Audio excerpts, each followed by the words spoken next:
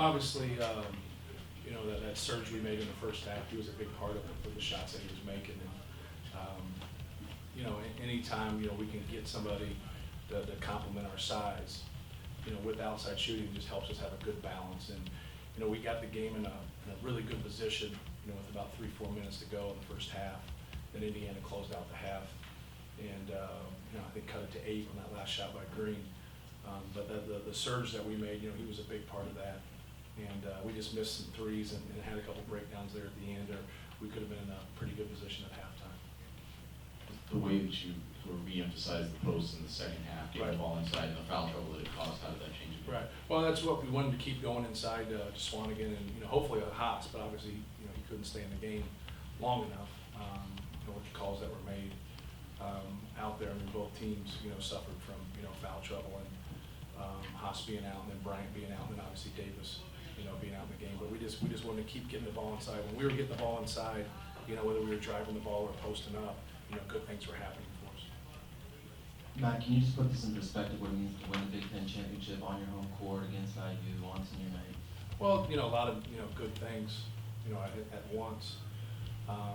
You know, for us, it was kind of, you know, being able to start over a little bit when you're at a place, you know, for a period of time, and we went to 6 straight NCAA tournaments, and then we struggled for a couple of years, and we're in last place in our league. To be able to push forward 3 years later and, you know, win the league and really do it like I talked about out there with that junior class, you know, with P.J. Thompson and Dakota Mathias and Vince Edwards and Isaac Haas, and obviously, you know, we added some pieces, and obviously Swanigan, you know, has been the best player in our league, but it really started, you know, with those guys and just trying to bring people into our program that are about winning and trying to get a more skilled guy. I think that's where we really suffered.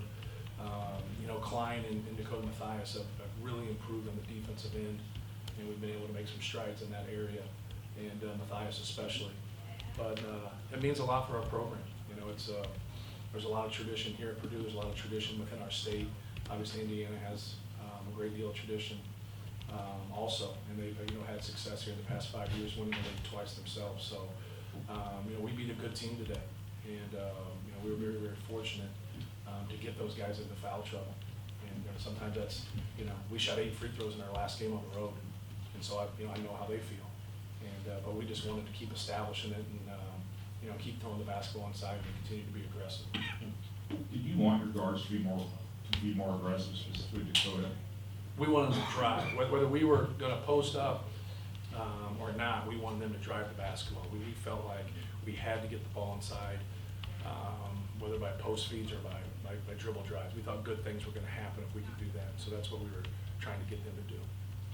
Matt, the impact that Keenan has made, obviously he hasn't played a lot, but. Who's that now? John. Oh, McKeeman, okay. Yeah, sorry, my bad.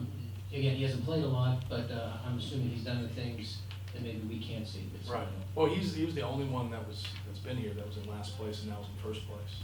And he, you know, he doesn't play for us, but that's why when we added him, you know, he does everything right.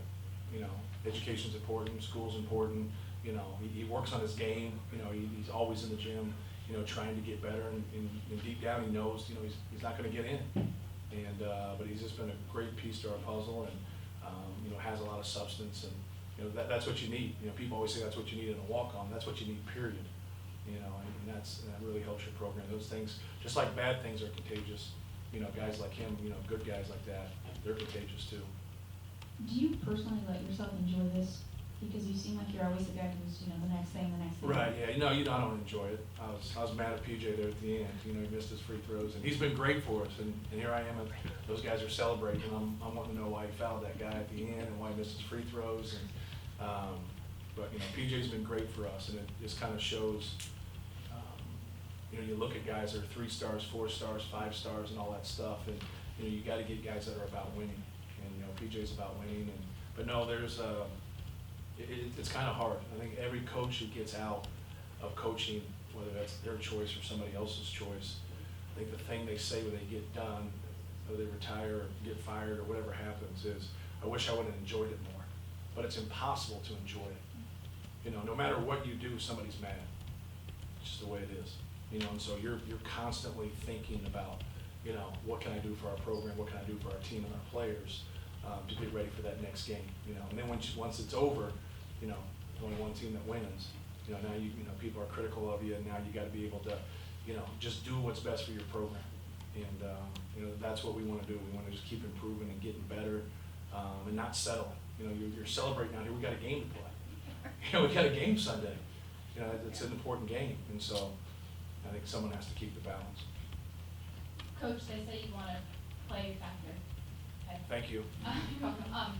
They say you want to play your best basketball February, March. Do you feel like you guys have hit that peak, or do you think you still have more in the tank? No, I think we still have more in our tank. You know, I think, you know, we can be more efficient than we've been. The one thing that's difficult at this time of the year is it's harder to catch the basketball. It's harder to get the ball where you want. It means more, you know, and people are playing in that desperation mode.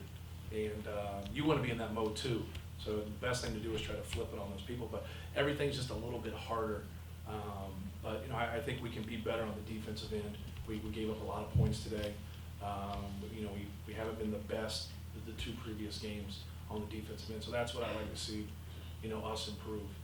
As long as we're not turning the ball over, I think we give ourselves a chance, you know, just because we have a good balance. Coach, right next to him, that it seems like the national trend has been that people care more about the conference tournaments, I guess, Right. rather than the regular season. Yeah. But why to you does the Big Ten regular season title still hold some water, hold some Yeah, water? well, I think you're gonna, you know, it's not your dad's Big Ten. You know, people are gonna dismiss it a little bit because we have different schedules. You know, we play 5 people twice and 8 people once, and everybody's different in that regard.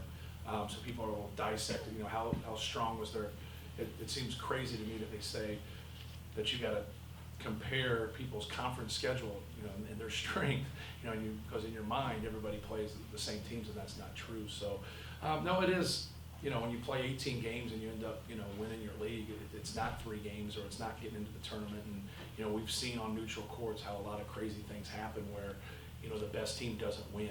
You know, when you get into baseball, you get into something, NBA playoffs, where you have a series, a lot of times that doesn't hold water as much, you know, because, but in this situation, that's what we have as a body of work, is 18 games. So I think as coaches, you have more pride in that, but that doesn't transition into the NCAA tournament, which is the, you know, the big deal.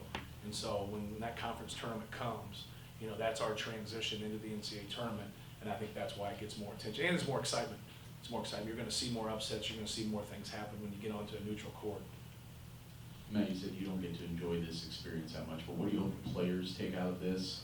Either the celebration of tonight, or just, I guess, Right. the achievement of it? Well, just the reward of it, you know, they should, you know, they're the ones that play, you know, they're the ones that should enjoy, you know, this night and, you know, take the day off tomorrow, but then, you know, get back, to go into work to get ready to, you know, play Northwestern on Thursday. You know, we play them Sunday, so that gives us, you know, 3 days to prep. And, but I think, you know, this next 24 hours, you know, that's theirs. And this is something they'll cherish forever. You know, you can celebrate this when the season's over. But for right now, you just have about a day, and then you have to get back to work. But I'm happy for those guys.